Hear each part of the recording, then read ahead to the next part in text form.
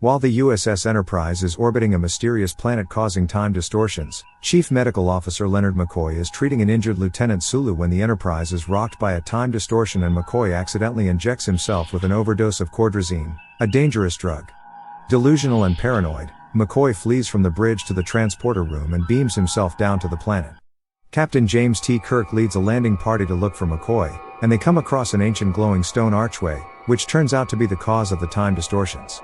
They discover the archway to be a sentient object called the Guardian of Forever, which serves as a portal to any time and place. While Spock is recording historic images displayed in the Guardian, McCoy bursts from his hiding place and jumps through the portal.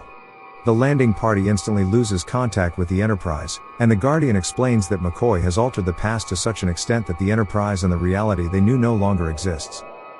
The Guardian permits Kirk and Spock to follow McCoy and attempt to repair their timeline. The Guardian reruns Earth history, and after jumping through at a point in time before McCoy's arrival, they find themselves in New York City in 1930, during the Great Depression. They steal clothes from a fire escape to blend in and meet a woman named Edith Keeler, who runs the 21st Street mission. She senses something different about the visitors, but she nevertheless offers to pay for performing odd jobs and finds them a place to stay. To discover how and when McCoy altered history, Spock attempts to interface with his tricorder using the technology of the time, which he complains is comparable to using stone knives and bear skins. While Spock works on the engineering problem, Kirk works at the 21st Street mission, where he falls in love with Edith Keeler. Unknown to Kirk and Spock, McCoy finally arrives in a highly agitated state and stumbles into the mission, where Keeler nurses him back to health. Spock completes his work and discovers Keeler was supposed to die in a traffic accident but was somehow saved by the arrival of McCoy, creating an altered timeline in which she founded a pacifist movement on the eve of World War II. This causes the United States to delay its entrance into the war, allowing Nazi Germany time to develop nuclear weapons, which they launch in their V-2 rockets to conquer the world. Kirk is shaken by this revelation and admits his love for Keeler, to which Spock responds that she must die to prevent millions of deaths and restore the future. While walking to a movie with Kirk that evening, Keeler casually mentions McCoy. Shocked, Kirk tells her to stay where she is on the sidewalk while he runs to tell Spock. McCoy and Spock both happen to emerge from the mission at the same time, and the trio reunites in front of the mission. Observing this, Keeler begins to cross the street to join them and does not notice an oncoming truck.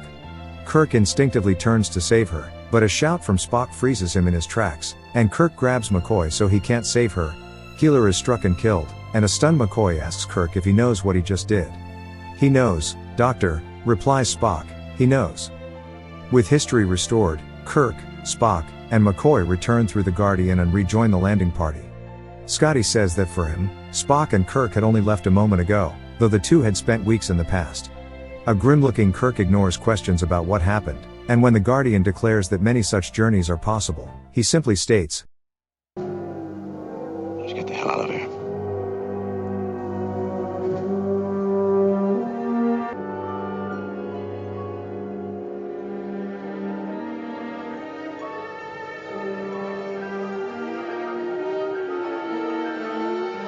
Thank you for watching Star Trek Recap. If there is any particular episode or movie you would like to see us do a recap on, let us know in the comments below. Have a nice day. And live long and prosper.